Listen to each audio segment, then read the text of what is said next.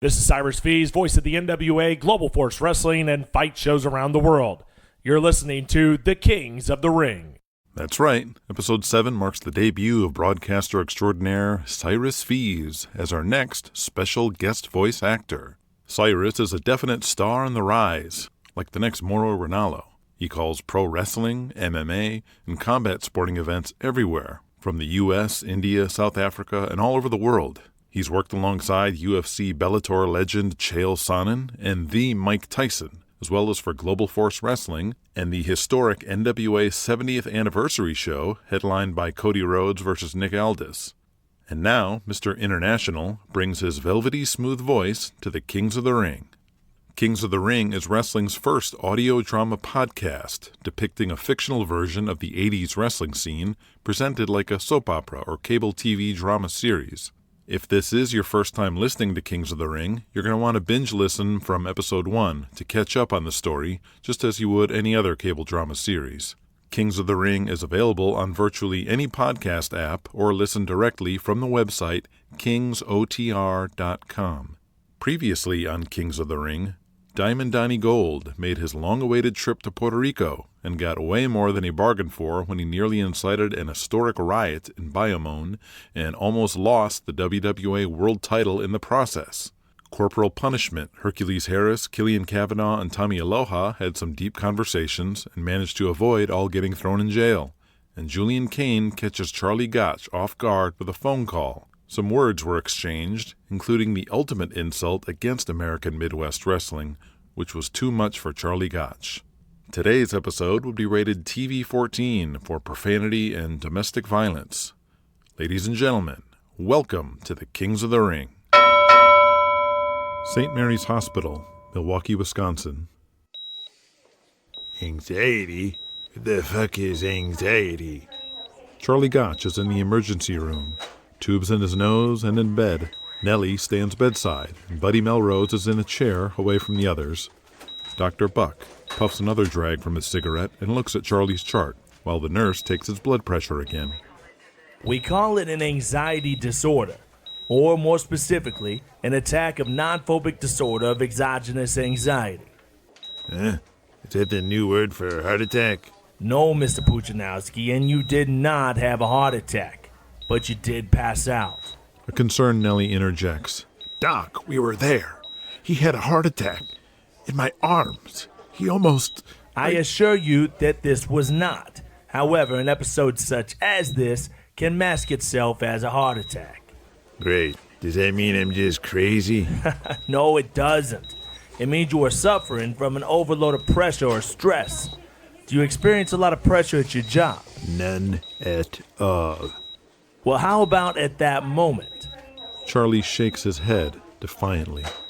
Nellie answers for him. Yes, he was. He's under an incredible amount of pressure. Mr. Puchanowski, your autonomic symptoms were temporary, but your blood pressure is a bit high. You need to relax. Take it easy at your job, or one day you will have a heart attack. Thanks, Doc. When can he come home? Soon. The nurse will check you out and I'll write you a script for the hypertension. The doctor sets the chart down and slaps the nurse's ass on the way out. The concerned Buddy Melrose sits up from the chair. How do you feel, Charlie? I'm tired, but that's all. If Doc says I'm feeling too much pressure and stress, I'll just have to drink more, that's all. Mentally, I've never felt more focused or clear. Buddy and Nellie look at each other, mildly surprised but curious. I know what I have to do to deal with this Julian problem.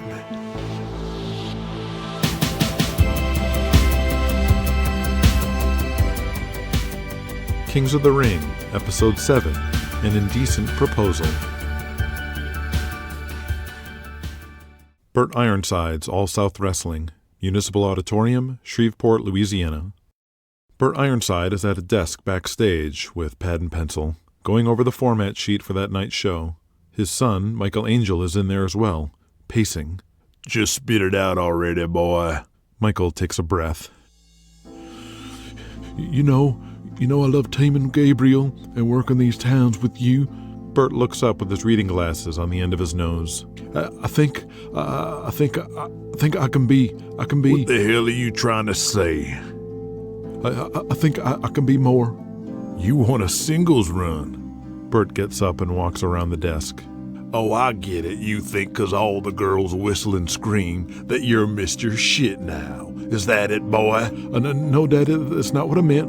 You ain't making enough money? No, Daddy, please just let me explain. Bert walks up to him. Michael turns away. I was told to do something. I mean, he told me to just pack up and go in the middle of the night. But I know that shit ain't right. Go where in the middle of the night? Michael mumbles something. Speak up, boy. New York. Michael is frozen. Bert doesn't say a thing. He just stares. Michael is afraid to look up. And then it comes. Bert takes his baseball mitt-sized hand and slaps Michael across the face with the force of a truck. Spit and blood fly across the room as the 265-pound Michael hits the floor. You worthless piece of shit.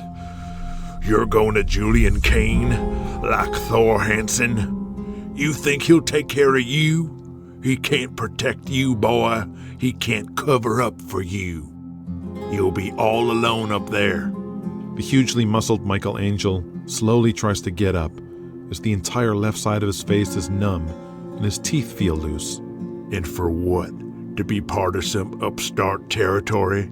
What did he sell you on, boy? What did he promise you? Michael winces, anticipating another hit. Bert stops himself and walks back to his desk. I can be my own man. I can be on top of something special. Is that what he told you? That you're special? That Julian Kane is a snake, and you trust him? You want me to stay here? Why the fuck would I want to keep someone like you? Someone who would stab his own father in the back like this. I don't need you. We still have Leroy Brown, and you may be bigger, but Gabriel is 10 times the worker you are. Is Gabriel going too? Did you con him into doing this, boy? No, sir, just me. Of course not. Gabriel isn't a selfish lowlife like you, Michael. Bert shakes his head and sits back down to his pad and pencil. Go on, get. Don't you ever come back, because you are no son of mine. I'm just thankful the Lord above your mother ain't here to witness this. Michael crawls to the door, slowly picks himself up by the doorknob, turns it, and steps up, while his father continues writing out the booking sheet as if he wasn't even there. Michael steps out into the hallway and immediately shuts the door behind him. He stands, leaning his back against the wall, closes his eyes and takes a deep breath, almost a sigh of relief. His twin brother Gabriel is walking down the hallway towards him. Hey! And then he sees Michael's face. He immediately switches, clenches his fist, and stampedes towards the door. Did he hit you, Michael? Michael holds Gabriel back, who looks like he wants to tear the door down. No, don't even sweat it, Gabe. I mean it. Michael leads his brother down the hallway, away from their father's office. What happened? Gabriel asks.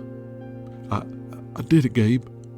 He smiles between tears, proud of himself, proud of his courage. I quit.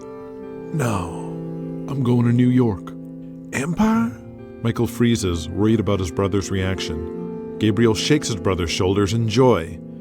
Michael hugs him back, squeezing his twin brother extra tight. That's great, Michael. You're going to do just great up there, just great. I'm so proud of you. Michael can't help but smile. Why don't you come with me? I'll ask Julian. He'll love it. No, Michael. This is your spot and yours alone. Besides, someone needs to keep an eye on the old man, and I don't think the wife will want to leave Texas anyway. When you going? Now? The old man just fired me. They both pause and look at each other, then burst into laughter. Michael's laughs come through tears. I have to pack, and then I'm hitting the road. Well, congratulations, Michael. I mean it. I'm so happy for you. You're going to do well up there. And you call me little brother. Anytime, any place, and I'll be there. Michael nods and walks away. As he walks out the door, they look at each other one more time, as they both can't help but feel that this is the last time they're ever going to see each other again.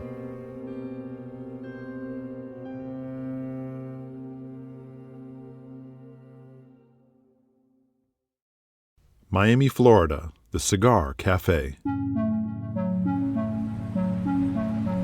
Southeast Championship Wrestling co-owner Nigel Davies is at his usual table in the front, with a perfect view of the beach, the ocean, and the people who roam upon it. He takes another sip of his favorite coffee when his view becomes obstructed by a gray classic Rolls-Royce. The car stops for a moment and then drives away after dropping off its passenger, Julian Kane. I trust my Rolls was a comfortable drive from the airport? Julian nods. Please, have a seat. Julian sits across from Nigel. A waiter appears. I'll have another cafecito, and whatever Mr. Kane would like. Coffee is fine. Dos cafecito, por favor. Si, Senor Davies? The waiter bows slightly as he walks away. Julian takes note that this must be familiar ground to Nigel, and that they are on his turf.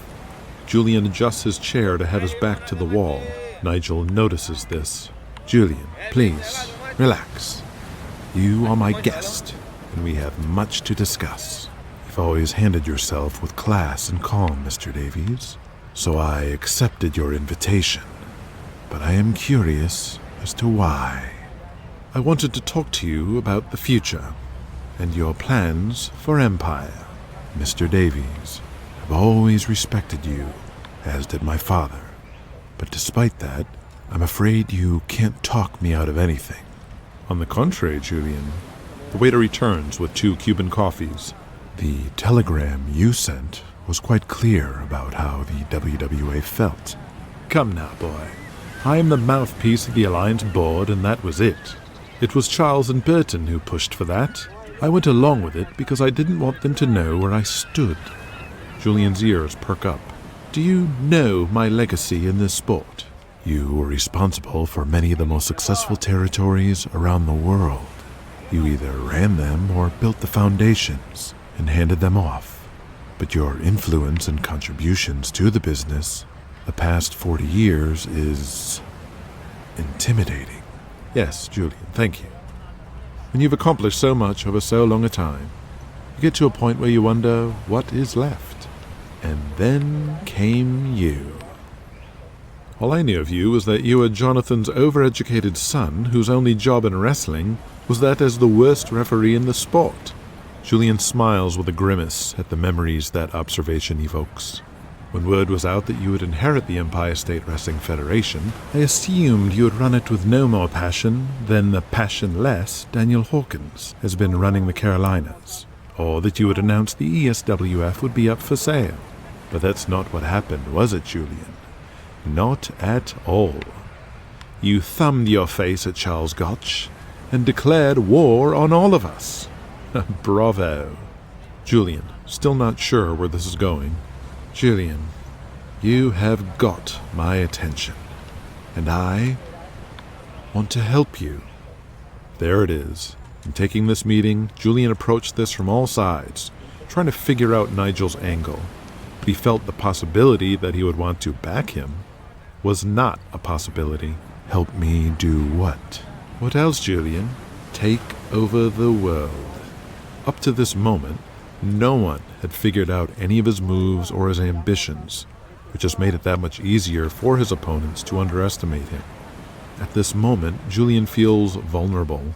To achieve the status that I have, you should know that I don't enter agreements lightly, that I don't enter a room until I know every inch of it beforehand, every nail, every screw, how every board was assembled, how it was sanded, painted, varnished, and where every piece of furniture originated, and why it was placed where it was.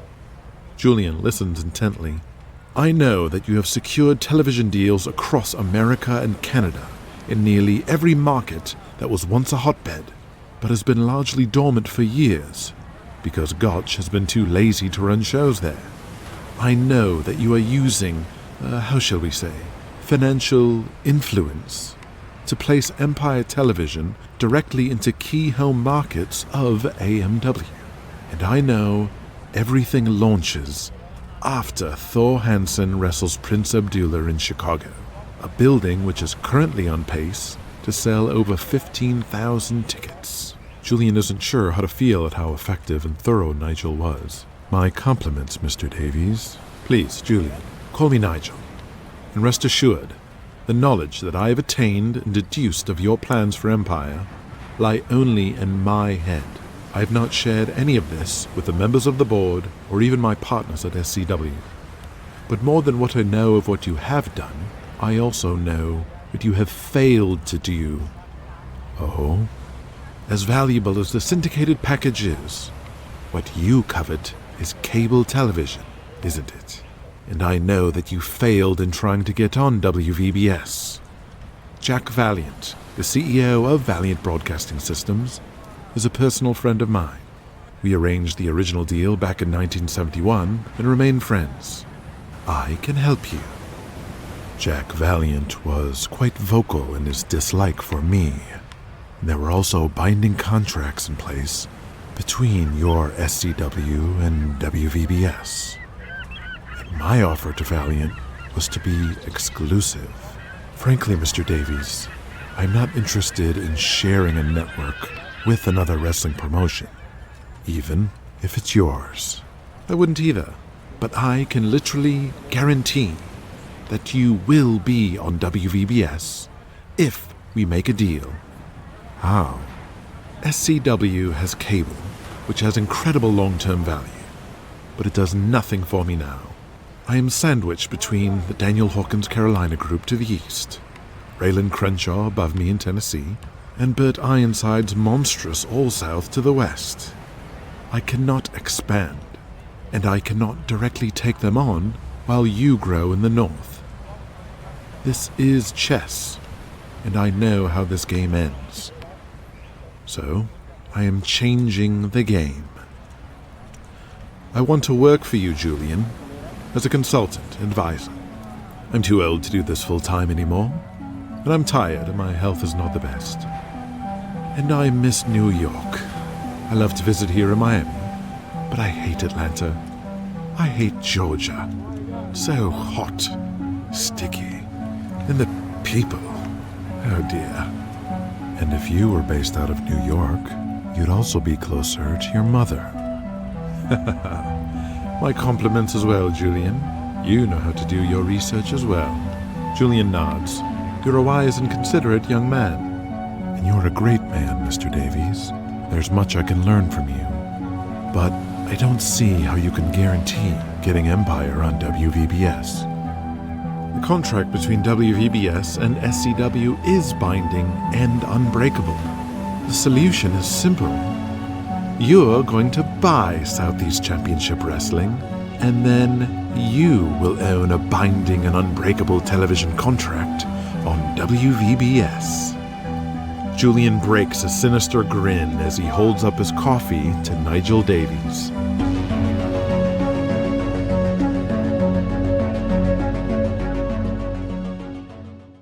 Nigel Davies, Les Henderson, and Bob Walker's Southeast Championship Wrestling, Civic Center, Savannah, Georgia.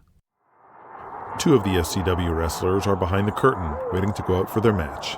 David Givens is a pretty good-looking guy with scruffy brown hair and a medium build. He wears a red satin jacket over his dark Speedo shorts, red knee pads, and white wrestling boots with the letters D and G patched into the sides. He's talking to Jack Porter. Jack's a bit older, isn't very good-looking, and his body matches his face, as his physique is unimpressive and a bit overweight. Jack continues his story. And I see a deer about 20 yards in front of me, right in my scope. Then I hear a stick break, and I turn to the left, and there's a buck about 30 yards away staring right at me. Holy shit. Big fucker too, must have been 10 points at least. What happened? I went for it. I wanted that motherfucker down, hanging above my fireplace. An approaching female voice yells out, Jack, you forget something? "It's Miss Kitty." She looks like she stepped off the set of Charlie's Angels. Completely gorgeous and sexy, a perfect 10. She wears a short skirt, high heels, and a glittery tube top, and has a colorful jacket tucked under her arm. They're going home. Get into character. Oh, right. Sorry, dear. She hands him the jacket.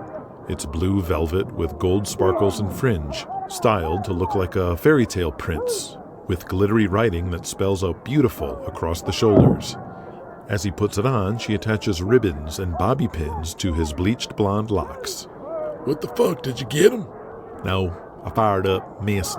The other deer took off, so I got nothing. While Jack rigorously fluffs his curly blonde hair, David Gibbons disappointedly shakes his head and begins jumping in place to warm up for their match. The outlaw, Jesse James, approaches them. Remember, boys, I want a Broadway. 20 minutes. They both nod. And now, ladies and gentlemen, the next bout is one fall with a 20-minute time limit. Introducing first, he hails from San Francisco, California, and weighed in at 245 pounds. Being accompanied by Miss Kitty, he is beautiful, Barry Lovelace. The Georgia fans scream at him with boos and jeers while holding up signs that read, Fairy Barry, or Barry is a fairy, all while shouting and chanting every anti-gay slur in the book. And he plays it up for all it's worth. He climbs up to the ring and wiggles his butt to incite the crowd even more, as Arnie Williams from Pro Wrestling Digest and other ringside photographers take their shots. And introducing his opponent, hailing from Johnson City, Tennessee. Jesse James watches from behind the curtain until SCW co-owner Bob Walker, in his boots and tights, shows up. Jesse, there you are. Bobby, you want to talk about a match? Nah, we just got a call from that fucker Daniel Hawkins in Wilmington. Corporal Punishment no-showed them, and he wanted to know if we booked them for tonight. Wait a minute. He's accusing us of booking their guy when they're the ones who are supposed to send Killian Cavanaugh to do our show tonight. Yeah, that's what I fucking said. He said Killian wasn't there either. Jesse pauses for a moment and starts calculating, and then frowns. What? What is it? Oh shit, I need to make a phone call. Out of my way, Bob. Empire Wrestling Federation, Allentown, Pennsylvania, the Ag Hall locker room.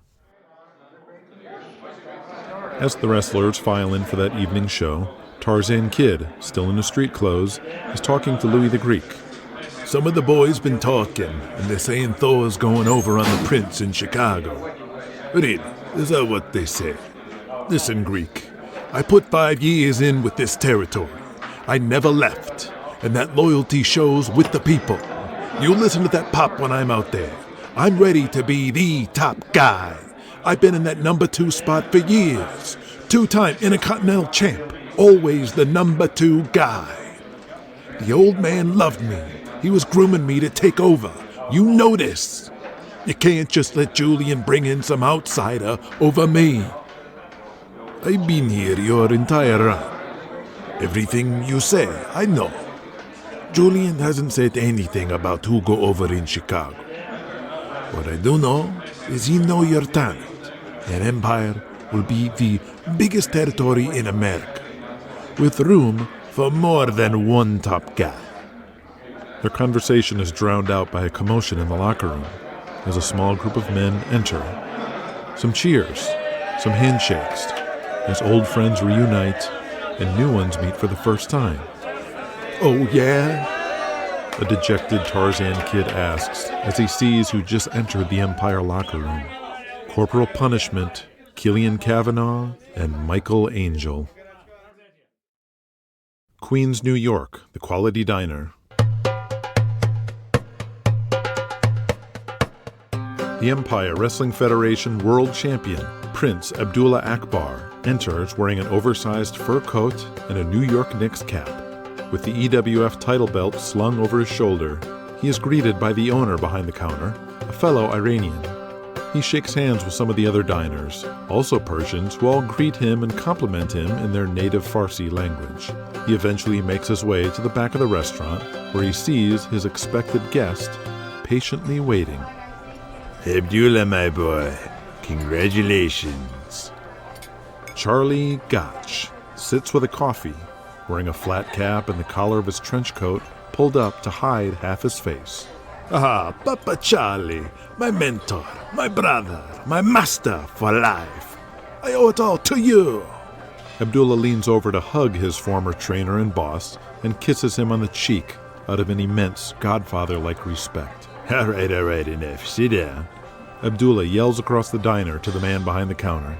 Ahmed, bring us some fucking cherry pie. Papa, would you like us some cherry pie? It is the best pie in all 5 boroughs. Ahmed, 2 fucking pieces of pie. My papa, why do you visit your best student? You came to see the champion. Of course I came to see you. I have some good news.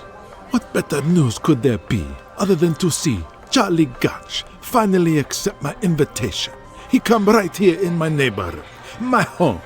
Ahmed arrives with 2 plates of cherry pie and sits them down at their table. I want to talk to you about your family. Oh yes, my beautiful Golnessa. It's been 5 years since I see her face. 5 years since I see my children. I warn her, do not go back. She say she want to see her mother. I say, don't do it at this bad time, this worst time in Iran. Revolution coming, you get killed. I beg her, I plead with her, do not go. She go. A revolution gimmick happen, they lock up gates of Iran. Abdullah over here, my Golnessa, my children. They stuck over there, along with my heart. Such bullshit this government. Ayatollah can suck a madul. I couldn't agree with you more, Abby.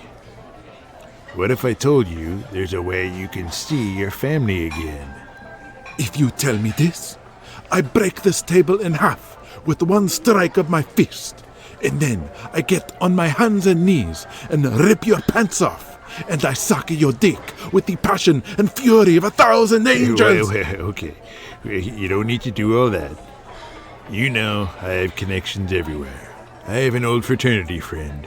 He's a U.S. Senator and was recently appointed to a high-ranking position in the State Department under Secretary Schultz. You have no idea how many jams I got him out of. Needless to say, he owes me, and he assures he can make this happen. Make what happen? I can get your family out of Iran, brought to New York with full citizenship status. Abdullah's eyes well up with tears.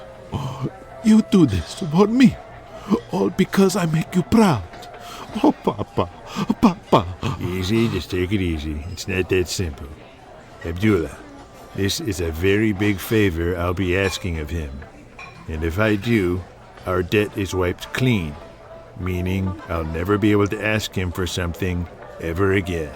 I would be eternally grateful. Abdullah, you are in a powerful spot right now. I'm not sure if you realize exactly how powerful a spot you are in. You hold the fate of the entire industry in the palm of your hand. You can control where this sport goes. Not Julian Kane, not me, not anyone else. It's just you. What do you mean? I know what Julian Kane is doing.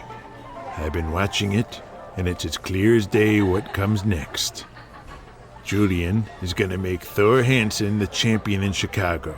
He's going to beat you, and they're going to push the entire company behind Thor on top. No. It hasn't been decided who goes over in Chicago yet. They want to make Empire a heel territory, with me as champ. They bring in many new babyface. Is that what they told you? Don't be naive, Abby. Julian is not going to go through all that trouble to steal Thor Hansen right from under me to job him out to you in his first match. Think about it, Abdullah. You're the transition champ. That's all. But you don't have to be. You can force the situation.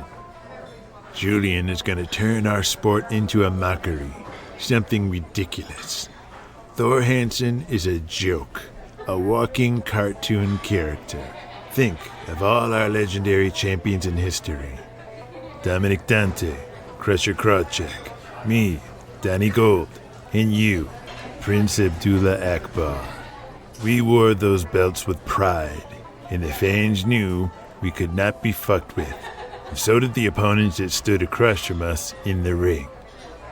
Thor Hansen has no right to be called a world champion. He has no integrity, and he has no legitimate skill. Papa, I hate to say this, but I have no power. They don't listen to me for booking decision. They don't even ask. I can plead my case, but I can't guarantee. Oh, but you can, Abdullah. You can. What are you saying, Papa? What are you telling me to do? Night of the show in Chicago. Everyone will be watching. Julian will replay this match. Replay the victory on TV sets everywhere. And Empire will explode. Which is why you are going to kill this thing before it even happens. When you step in that ring to defend the title against Thor, you are going to break his leg. Double crossing? No. I'd never hurt anyone in the ring like that. That's a disgrace to the business. Anyone step in that ring is my brother. Abdullah, if you ever want to see your family again, then you will break his fucking leg.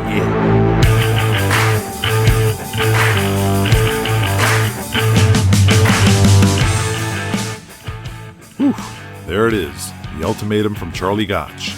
And it all happens in episode number 8. This matchup has basically been building since episode 1. It's Thor Hansen's evolution from Buddy Melrose's heel tag team partner in AMW to a main event challenge against Prince Abdullah Akbar for the EWF Championship in only a 2-month span. And what will the Prince do? He was given the order to shoot on Thor and double-cross him in the ring, which would effectively kill Thor before things even got started. What would that mean? We just saw Michael Angel, Tarzan Kid, and Corporal Punishment all in the Empire locker room too, and each and every one of them is ready to take that spot. What's going to happen? Find out in episode number 8, the night it all went down. And most importantly, a big thank you and welcome to Cyrus Fees, who joins the cast of Kings of the Ring as episode number 7's special guest voice. Mr. International will definitely be back for future episodes, as will LA Smooth. You can track the many appearances for Cyrus Fees in MMA, pro wrestling, and other combat sporting events all around the world by following him on Twitter at Cyrus the Show.